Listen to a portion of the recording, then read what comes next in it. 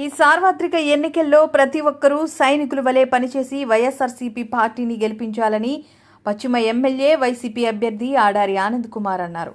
పాతనక్కవానిపాలెం party కార్యాలయంలో రెడ్డి కమ్యూనిటీతో ఆత్మీయ సమావేశం నిర్వహించారు. ఈ కార్యక్రమంలో మాజీ పెందుర్తి ఎమ్మెల్యే తిప్పల గురుమూర్తిరెడ్డి పాల్గొని మాట్లాడారు.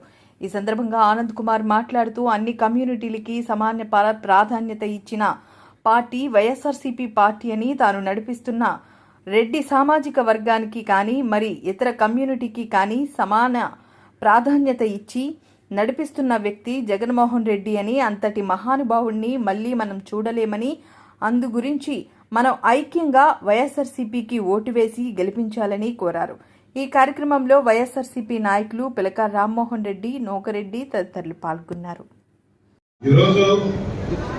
ఆయనతో ఉన్న అనుబంధం జగన్మోహన్ రెడ్డి గారితో అనుబంధం ఎక్కడంతో మీకు చెప్తున్నాను. 2019లో మా సోదరులు కూడా తెలిసి ఉండాలి. మరి 2019లో లాస్ట్ మినిట్ వరకు కూడా విత్డ్రాల్ అయినంత వరకు కూడా నా గురించి బీఫామ్ పంపించి ఎంపీగా పోటీ చేయాలి అని పంపించి నా గురించి ఆఖరి నిమిషం వరకు కూడా వెయిట్ చేసిన వ్యక్తి ఎవరున్నారంటే జగన్మోహన్ రెడ్డి గారు. కొన్ని కారణాల వల్ల యాక్చువల్ గా చెప్పాలంటే 2014లో నేను పార్టీలో రావాలి. మరి ఆ పెద్దల పేర్లు చెప్పకూడదు, ఇప్పుడు వేరే పార్టీలో ఉన్నారు కాబట్టి అది చెప్పకూడదు, నేను రాకూడదు అనే ఉద్దేశంతో అదే ఒకటే కోరిక ఉన్నాం. మళ్ళీ ఆమె ఎక్కడ ఇంపార్టెన్స్ పోతుందో అని చెప్పేసి మా తండ్రి గారి దగ్గరికి వచ్చి వాళ్ళు రకరకాలుగా జగన్మోహన్ రెడ్డి గారు నేను చాలా రోజులు 4-5 నెలలు నేను నిర్ణయం తీసుకోలేకపోయాను. మరి ఒక రోజు నాడు ఆయనే పిలిచి నేనే నిర్ణయం తీసుకుంటున్నాను, నువ్వు వెళ్ళిపోతున్నావు అంతే, నేను అనౌన్స్ చేస్తున్నానని చెప్పి వెస్ట్ నియోజకవర్గంలో అని చెప్పి ఇక్కడ నన్ను అనౌన్స్ చేయడం జరిగింది. ఎప్పుడైతే ఆయన తప్పదు వెళ్ళాలన్నప్పుడు నేను ఆయన మాట ఎప్పుడు తీయలేను, ఇప్పుడే కాదు ఎప్పుడు తీయలేను. ఆయనకి ఇమీడియట్ గా రావడం, మరి ఆయన నేను మాట ఇచ్చాను కాబట్టి ఆ రోజు నుంచి ఈ రోజు వరకు మీ అందరికీ తెలుసు, మీ మధ్య నుండి ఏ విధంగా నేను ప్రజల మధ్య నుండి ఏ విధంగా నేను సర్వీస్ చేస్తున్నానో మీ అందరికీ తెలుసు. ఈ రోజు గడుపుతున్నారు, మరి కొన్ని కారణాలను నిలబడలేకపోయినా ఎంపీగా వైఎస్ఆర్సీపీ పార్టీ నుంచి. మరి ఎలక్షన్ అయిపోయిన వెంటనే ఆయన నన్ను రమ్మన్నాం.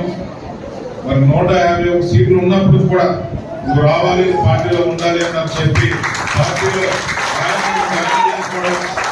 నేను ఆ రోజే చెప్పడం జరిగింది.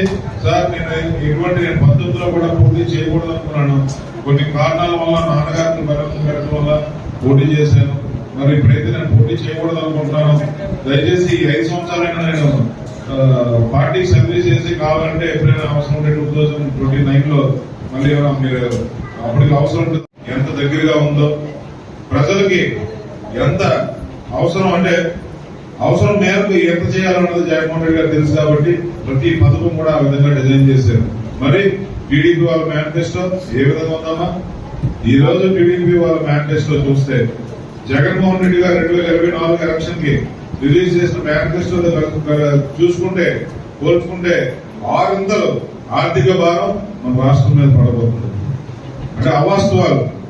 దాని అర్థం ఏంటంటే జగన్మోహన్ రెడ్డి గారు మాట ఇస్తే మాట మీద నిలబడి ప్రతి పథకం కూడా ప్రజలకి డైరెక్ట్ గా ఉండే కార్యక్రమం చేస్తారు. చంద్రబాబు నాయుడు గారికి ఎట్టి పరిస్థితుల్లోని ప్రజలంటే గౌరవం లేదు, ప్రజలంటే మంచి అభిప్రాయం లేదు. ఈ రోజు అవాస్తవాలన్నీ కూడా ప్రజలకి నమ్మి మీటింగ్స్ అవనాయండి.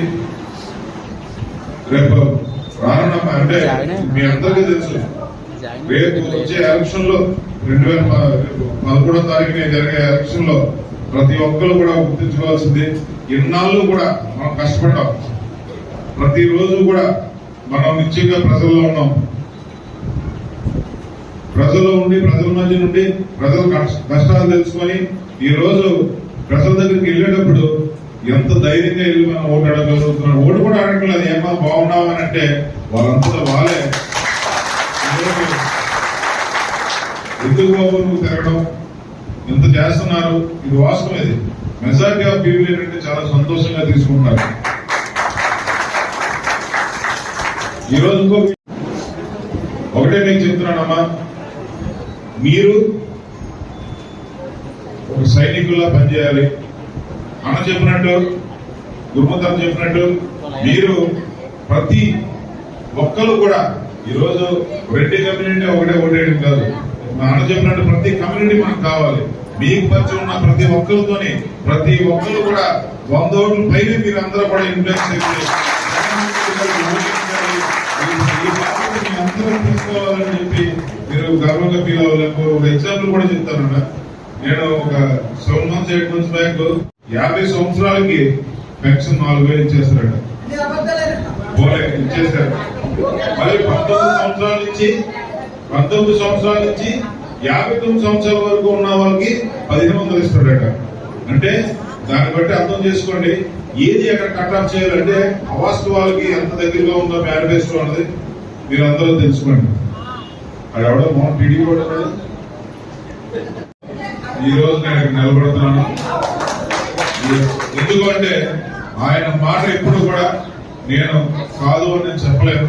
ఎందుకంటే 2019లో కూడా 2019లో ఆఖరి నిమిషం వరకు కూడా ఆయనకి నాకు ఉన్న రిలేషన్ ఏ విధంగా ఉంటుందో మీకు చెప్తున్నాను.